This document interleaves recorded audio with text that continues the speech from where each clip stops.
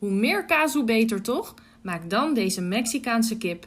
Meng de kip met de kruiden, wat limoensap en bak de kip goudbruin in de pan.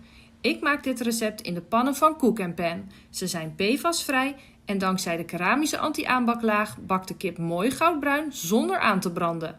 Haal de kip daarna uit de pan zodat je de saus kan maken.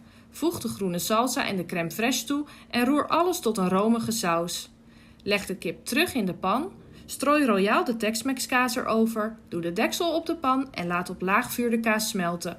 Strooi daarna fijn gehakte koriander en jalapeno eroverheen. Ondertussen kook ik de rijst. Ben jij team rijst wassen? Je bent maar een paar seconden langer bezig, maar voor die luchtigheid doe je het. En vergeet ondertussen ook niet even te proeven. Na het koken was je de pannen zo weer af en die gele kleur is echt zo leuk. Mexicaanse kip in romige groene salsa saus. Heel erg lekker.